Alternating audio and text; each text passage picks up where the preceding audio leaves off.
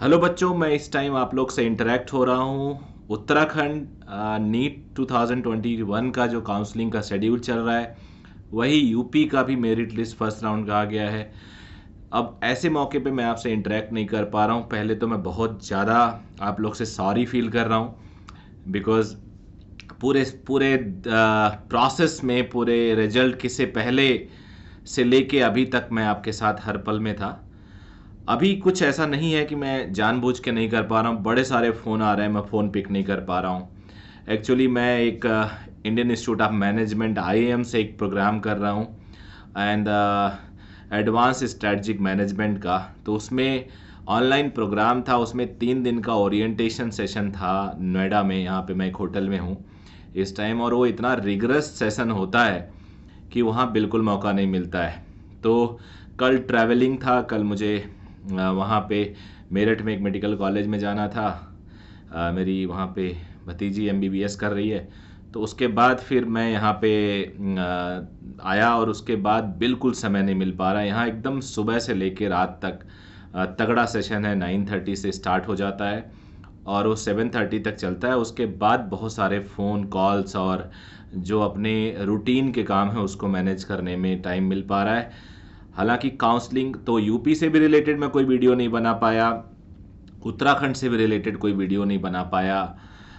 उत्तराखंड के जो मेरिट जारी हुई थी उसको मैंने अपनी टीम को दिया था कि वो 600 से ऊपर उत्तराखंड डोमिसाइल के बच्चे और जो नॉन डोमिसाइल जिन्होंने अनरिजर्व में लिया है, बाहर के बच्चे जो स्टडी यहाँ किए थे, उनकी पूरी लिस्ट बनाओ। फिर 550 से 600 तक, यानी 600 प्लस, और 550 प्लस से 600 तक। फिर 500 प्लस से लेके, यानी 551 से लेके 600 तक हो गया। फिर 501 से लेके 550 तक। फिर 451 से लेके 500 तक। फिर 400 से लेके 450 तक, 401 से लेके। फिर ऐसे 350 से ऊपर मैंने कैटेगरी वाइज बना ली थी, लेकिन मैं उसको आउट नहीं कर पाया, आप लोग को दे नहीं पाया, क्योंकि जब तक खुद ना देखें तब तक आप ऐसा कुछ भी दे देंगे तो गड़बड़ हो सकता है। तो मैं कुछ वॉलंटियर, कुछ बच्चों को बोलता हूँ कि अगर आपने थोड़ी स्टडी की हो तो मैं ये अपना डेटा अपने टेलीग्राम पे डाल देता हूँ, जो मैंने एक्सेल सीट में बनवाई है। और ये हो सकता गलत हो, क्योंकि मेरी टीम ने बनाई है, उनको इतना ज़्यादा क्लैरिटी नहीं होगा। तो यहाँ से काफ़ी कुछ आइडिया लग सकता है आप लोग को। और सिमिलरली उत्तर प्रदेश का फर्स्ट राउंड में को मैं कुछ नहीं बता पाया। कुछ लोगों के कॉमन जो डाउट्स हैं वो मैं आपको बता देता हूँ। कॉमन डाउट्स कुछ के ऐसे हैं कि फर्स्ट राउंड में नहीं लिया तो क्या सेकेंड राउंड में ले सकते हैं, ऐसा बिल्कुल हो सकता है।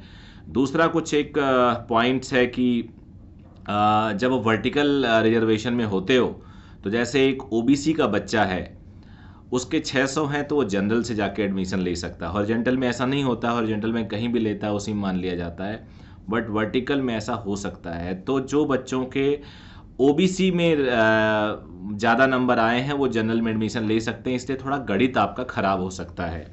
दूसरी बात देखो, जो सिंपल सी बात है, अगर किसी भी रैंक को, किसी भी एडमिशन को प्रेडिक्ट करना हो तो सिंपल सी बात है, जितने नंबर आप सीट्स हैं उतने अगर कैंडिडेट्स हैं तो मोस्ट आइडियल कंडीशन में हो जाएगा आपकी उतनी रैंकिंग में। फिर अगर आप उतनी रैंकिंग में नहीं हो, मान लो 224 सीट्स हैं और 224 सीट्स में आपकी रैंकिंग आती है 224 के अंदर, तब तो आप बिल्कुल सेफ हो किसी भी रीजन से। लेकिन जैसे आप ऊपर जाते हो तो फिर हमें प्रोबेबिलिटी पे काम करना पड़ता है। प्रोबेबिलिटी क्या होती है? प्रोबेबिलिटी होती है कि ऐसा हो गया तो ये, ऐसा हो गया तो वो, कितने बच्चे बाहर जाएंगे, कितने बच्चे बाहर नहीं जाएंगे। मैं आप लोग को कुछ एक खास बात बताता हूँ। सिंपल सी बात मैं आपको एक बताऊं। एक बच्चे ने उत्तराखंड के ऑल इंडिया काउंसलिंग से अपनी काउंसलिंग कराई। उसने देखा कि वहाँ से दून की फीस, देहरादून की फीस 4,26,000 दिखा रहा है। अब एक बात बताओ, बच्चा ऑल इंडिया से क्यों लेगा एडमिशन? वो स्टेट से आएगा, स्टेट में 1,45,000 है। तो इस वजह से भी थोड़ा सा नुकसान हो रहा है। अदरवाइज कुछ बच्चों ने, जैसे हम लोगों ने रिक्वेस्ट किया था कि कुछ बच्चों ने ऑल इंडिया लेवल से भी काउंसलिंग करने की बात सोची थी, तो वहाँ से भी बात नहीं बन पा रही है क्योंकि फ़ीस ज़्यादा है। एक और प्रॉब्लम आ रही है कि कुछ लोग कह रहे हैं कि कुछ लोगों ने लॉजिकली सोचा कि ओबीसी सर्टिफिकेट गलत बनवा लिए गए हैं या ईडब्ल्यूएस गलत बनवा लिए गए हैं। कुछ ऐसे आइडेंटिफाइड स्टूडेंट्स आए हैं जिन्होंने अपनी सर्टिफिकेट में आखिरी मोमेंट पे चेंज किया क्योंकि यहाँ पे चेंज अलाउड था। तो ऐसे केसेस में भी अगर आप लोग के पास कोई केस आता है तो मीडिया का ध्यान आकृष्ट कीजिए, मुझे बताइए, क्योंकि गलत किसी के साथ भी नहीं होना चाहिए। ये मेरा पर्सनल बिलीव है कि गलत किसी के साथ नहीं होना चाहिए। बहुत बड़ा एग्ज़ाम होता है नीट का, और इसमें लाखों बच्चे लगे रहते हैं, और वो बच्चे ऐसे होते हैं कि जो जिनके लाइफ में एक ही गोल है इस टाइम कि उन्हें डॉक्टर बनना है, और एकदम करीब आके जैसे आप लाइन को टच करने वाले हो और आपको कोई खींच ले तो आपको बहुत दुख होगा। तो ये मेरा मानना है कि ऐसा नहीं होना चाहिए। अगर कुछ आए तो आप बताओ, मैं अगर कुछ मदद कर पाऊंगा तो ज़रूर करूंगा। लेकिन क्या होता है ना, कई बार ऐसे फेक एजम्पशंस भी आपको लोग देने लगते हैं, क्योंकि क्या होता है जब अपनी सीट जाती है तो कई बार हमें दूसरा बंदा गलत भी लगने लगता है। तो you have to make a fine balance कि क्या सही है क्या नहीं। लेकिन अभी कुछ बड़े जेन्युइन लोगों ने हमें ऐसी चीज़ें दी हैं जिन पे हम बिलीव करते हैं, तो उनके हिसाब से है तो डेफिनेटली वो गलत नहीं कहेंगे, ऐसा मेरा बिलीव है। तो 3-4 केसेस ऐसे हमारे सामने आए हैं, उसका भी मैं कुछ नॉलेज में लेके उस पर भी मैं कुछ कोशिश करूंगा, अगर कुछ कर पाऊँ तो। सिमिलरली यूपी में काउंसलिंग का जो प्रोसेस चल रहा है, उत्तराखंड में चल रहा है, बहुत एब्रप्ट चेंज नहीं है जो हम लोगों ने बातें की हैं। अब देखो क्या है ना कि अगर पूरी प्रेडिक्शन सही हो जाए तो फिर काउंसलिंग हो ही क्यों, फिर प्रेडिक्शन से ही एडमिशन हो जाए। लेकिन बहुत एब्रप्ट, बहुत ज़्यादा सडन, बहुत ज़्यादा स्पाइक नहीं आया है हमारे प्लानिंग में। तो जो हम इतने दिनों से बात कर रहे थे, मोरलेस चीज़ें वहीं जा रही हैं, उसी के आसपास आ रही हैं। अब हाँ, मैं आपको ये बताने वाला हूँ कि कब तक मैं अवेलेबल हूँगा, और मैं यहाँ पे कल तक हूँ। वैसे मुझे परसों निकलना है यहाँ से, लेकिन मैं कल कोशिश करूँगा, लेट इवनिंग भी अगर फ्री हुआ तो कल मैं निकल जाऊँगा।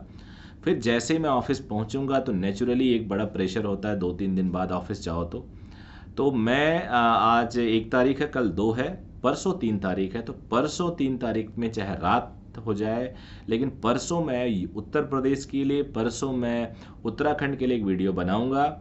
और भी स्टेट्स की कुछ कुछ क्वेरीज आ रही हैं, ज़्यादा अगर क्वेरी आएंगी तो ज़रूर मैं आप लोग को उस पर भी वीडियो बनाऊंगा। और अभी जो मैंने उत्तराखंड का थोड़ा सा एक्सेल देखा है, आप मेरे टेलीग्राम चैनल पे आ जाइए। बहुत सारे मैसेजेस मुझे इंस्टाग्राम पे मिल रहे हैं। आई एम रियली सॉरी मैं आपका आंसर नहीं कर पा रहा हूँ, बट बहुत जल्दी मैं आपके सारे क्वेरीज का आंसर करूँगा, और आप लोग उसको देखना और मेरे से जुड़े रहिए।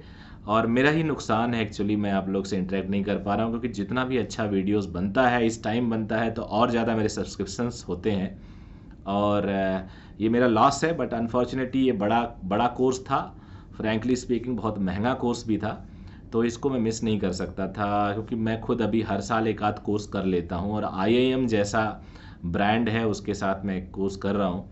तो पूरे साल में हर संडे को पढ़ाई करता हूँ, बिकॉज संडे को ऑनलाइन क्लासेस चलती हैं, 2 कोर्स करता हूँ 3-3 घंटे की। तो उसका ये लाइव इंटरेक्शन सेशन था, ये भी जुड़ेगा, इसलिए मुझे ये करना ज़रूरी था।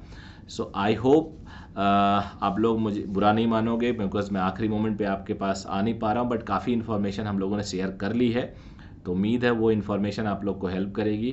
Thank you very much, all the very best. ये वीडियो भी मैं बना रहा हूँ ऐसे लैपटॉप के कैमरे से, so the quality may not be very good, but आप लोग से जुड़ना था। So thank you very much, bye bye.